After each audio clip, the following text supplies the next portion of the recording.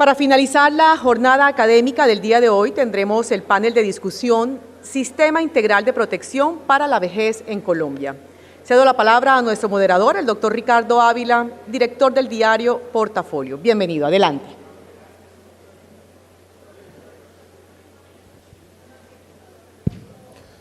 Muchas gracias y muy buenas tardes a todos los presentes. Muchas gracias a Santiago Montenegro por esta invitación. Para mí de verdad es un privilegio y un honor tener la oportunidad de moderar este panel en el cual, para decirlo de manera coloquial, nuestro oficio es colombianizar el debate. Hemos escuchado, sobre todo en esta sesión de la tarde, las presentaciones de 3 expertos que nos contaron los casos de sus respectivos países, y esos ejemplos nos traen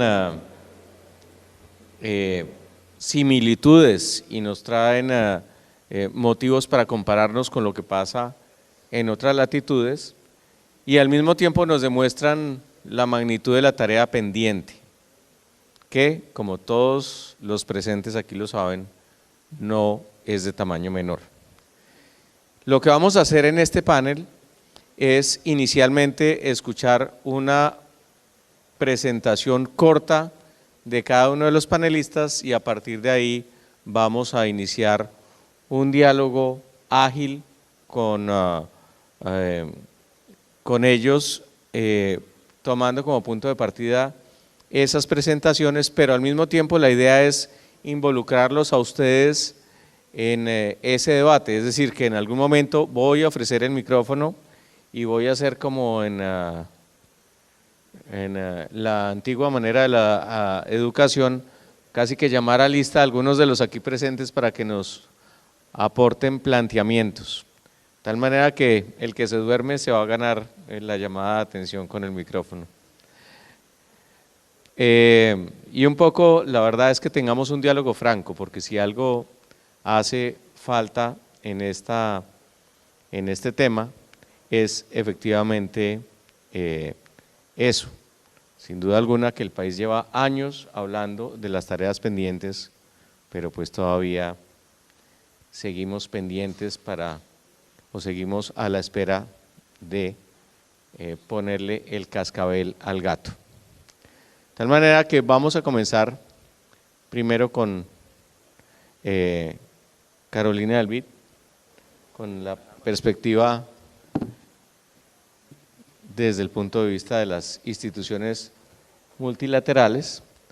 Después vamos a seguir con Luis Fernando Mejía de Fedesarrollo, después con el presidente de Colpensiones, y vamos a cerrar con Santiago, y a partir de ahí comenzaremos el diálogo y por supuesto más adelante los planteamientos de ustedes, que básicamente la idea es que sean preguntas para los panelistas más allá que comentarios o reflexiones. De tal manera que sin más preámbulo, adelante, bienvenida, muchas gracias por estar aquí. Bueno, muchas gracias, y gracias a Sofondos por invitarme y por involucrar siempre al BID en esta conversación. Tengo una promesa muy firme de demorarme 9 minutos en esta exposición, entonces voy a ser muy eficiente, y por eso voy a obviar un poco el diagnóstico, que es bastante conocido yo creo que por todos los miembros en esta audiencia, y que ha determinado muy claramente la necesidad de hacer cambios profundos al sistema pensional colombiano. Y voy a partir de lo que ya sabemos, y más bien voy a tratar de pensar en cuáles son los ingredientes para una reforma, y por qué no pasa a pesar de que tenemos tanta claridad sobre la necesidad. Y pensemos en 2 ingredientes supremamente básicos. Uno necesita primero, para hacer una reforma pensional, una ruta de cambio posible, una ruta de cambio viable, unos objetivos muy claros y unas medidas viables para alcanzarlos. Por viables estoy diciendo que tengan viabilidad política y fiscal. Y además necesita una voluntad política y consenso en la ciudadanía. Entonces, hablemos del primer ingrediente, que es los objetivos y la agenda y las medidas para alcanzarlos.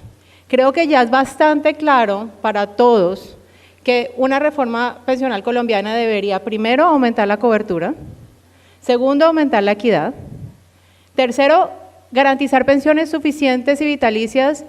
Y cuarto, fortalecer las instituciones. Y lo que yo les quiero decir hoy es que hay un conjunto de medidas posibles que permiten alcanzar estos objetivos.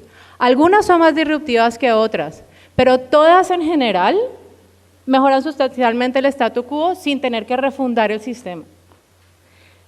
Empecemos por la primera, que es la de aumentar la cobertura, que es un diagnóstico conocido. Solamente el 25% de las personas tienen pensión contributiva, hay otro 25% que recibe unos subsidios que son muy pequeños, inferiores a la línea de pobreza extrema, a través del programa Colombia Mayor. Eso es lo que hay. Si yo quiero transitar hacia un pilar solidario más amplio, que dé pensiones dignas, para atender al objetivo fundamental de una reforma pensional, tengo dos herramientas básicas. La primera es incrementar el gasto. Y en ese sentido la tarea en Colombia es clarísima. Colombia gasta entre 0.1 y 0.2 puntos del PIB, una cifra bastante baja para el estándar internacional, incluso más baja que los otros países de América Latina. Ahora, entiendo que estoy diciendo esto en un contexto de restricción fiscal seria, pero siempre hay una ruta gradual, que es como la decisión que tomaron en Chile. Listo, no pongo plata sobre la mesa, no la pongo hoy, pero pongo una senda de gasto clara y con un financiamiento firme. El segundo herramienta que uno tiene para mejorar la cobertura es aprovechar mejor el ahorro existente. ¿Y a qué me refiero aquí? Hay muchas personas, la gran mayoría de las personas que contribuyen al sistema contributivo, pero no reúnen los requisitos para pensionarse. Esas personas ahorraron, esas personas contribuyeron. Y nosotros podemos aprovechar ese ahorro y trasladarlo a un producto que les garantice un seguro de longevidad y además les permita suavizar el consumo durante la vejez. Ese producto es el BEPS. Y ese es el espíritu del artículo 117 del Plan de Desarrollo que nosotros en el BID suscribimos completamente. Después hay otro objetivo que es el de aumentar la equidad. Y aquí también el diagnóstico es muy claro. Hay un gasto supremamente regresivo en el régimen de prima media. Hay inequidad entre regímenes, entonces dos trabajadores con el mismo historial de cotizaciones tienen pensiones súper diferentes. Y también hay una inequidad intergeneracional. Entonces, eso es básicamente la deuda implícita. La gente que entra al régimen de prima media llega con un déficit debajo del brazo, luego eso lo van a tener que pagar las generaciones futuras. Si uno quiere atender esos problemas, lo que hay que hacer es redefinir los beneficios y hacerlos actuarialmente más justos. Eso se puede hacer de distintas maneras. Unas son más disruptivas que otras, pero todas son pasos en la dirección correcta. La más obvia es redefinir la fórmula de beneficios del régimen de prima media e introducir elementos que la hagan más actuarialmente justa. La segunda es transitar a un esquema de cuentos nacionales que es bastante interesante, porque no necesariamente es costoso en el corto plazo y además permitiría una comparabilidad más clara entre el RAIS y el régimen de prima media. Básicamente sería como tener dos portafolios, uno con renta fija nocionalmente definida y otro con renta variable en el régimen privado. Y la tercera es más estructural, es la de integrar el sistema y entonces se otorgarían beneficios que tendrían como dos componentes, uno de beneficio definido para garantizar la pensión mínima y capitalización para todo lo demás. Ese es más o menos, aunque con algunas diferencias, el espíritu de la propuesta que presentó Asofondos y Fedesarrollo a la Comisión de Gasto el año pasado. Y también, de nuevo, son propuestas en la dirección correcta. El tercer elemento es garantizar pensiones suficientes y vitalicias, y aquí estoy hablando de un problema serio de desacumulación que conocemos todos y es el que tiene el régimen de ahorro individual.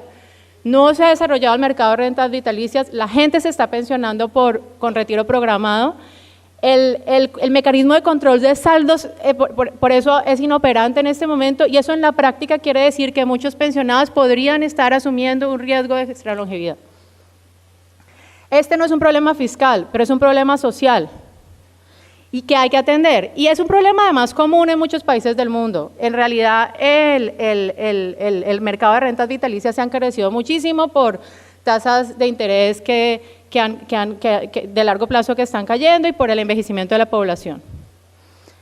Aquí hay un espacio enorme para la innovación y es bien importante que cualquier reforma también atienda ese problema. Se pueden desarrollar productos que separen etapas de retiro, entonces uno tiene la etapa de desacumulación dividida en dos, al principio da ahorro flexible y después ya al final de la vida da un seguro de longevidad que podría proveer el Estado. O el gobierno empieza a ser mucho más activo en esta etapa, creando condiciones para completar mercados, por ejemplo, buscando emitir bonos de longevidad, sé que se han hecho esfuerzos en ese sentido, o proveyendo directamente los productos que el mercado no tiene apetito por proveer. Pero es bien importante construir un sistema que garantice el objeto más fundamental de la seguridad social, que es asegurar el riesgo de longevidad. Y el tercero es evidentemente hacer mucho más innovador en esquemas de ahorros voluntarios, por ejemplo, por default. Todo nos indica, todas las tendencias nos indican que cada vez las tasas de reemplazo van a ser menos generosas y el ahorro voluntario va a tener que cobrar más protagonismo si las personas quieren satisfacer sus expectativas de retiro. El último punto es el de institucional, y ese también es bien importante, y aquí sí que Colombia tiene mucho por hacer. No hay reformas frecuentes, las reformas pensionales se hacen cada una década si tenemos suerte. Entonces es necesario establecer instituciones que tengan la capacidad para un perfeccionamiento gradual del sistema, para que sea capaz de ajustarse y presentar recomendaciones ante cambios demográficos o económicos. Y aquí Colombia tiene mucho por hacer. No hay instituciones que tengan una visión comprensiva del sistema. Estamos hablando de que es difícil encontrar una persona que pueda decir en Colombia cuántos pensionados hay en el país, en todos los regímenes, en un momento dado del tiempo. Es brutal la fragmentación institucional, es brutal la fragmentación en los sistemas de información. Tampoco hay muchas instituciones para monitorear y rendir cuentas a la sociedad. Y aquí yo estoy hablando de, por ejemplo, crear informes actuariales independientes o de crear sistemas más sofisticados como el Congressional Budget Office de Estados Unidos, pero finalmente se está tratando de cada vez tener un monitoreo independiente del sistema y rendirle cuentas a las personas sobre lo que está sucediendo para que no haya sorpresas desagradables en el futuro cuando ya es demasiado tarde corregir. Y el último, y con esos dos elementos uno tendría, digamos, la probabilidad de tener una discusión más técnica que esté haciendo propuestas de ajuste de diseño graduales.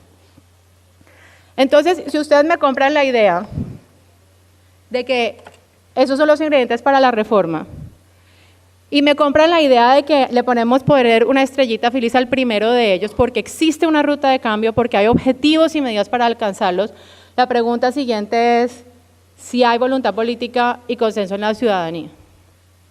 Y yo soy cero colímetros en este tema, yo supongo que aquí hay muchos escépticos que ya están cansados de tener esta conversación, y la verdad es que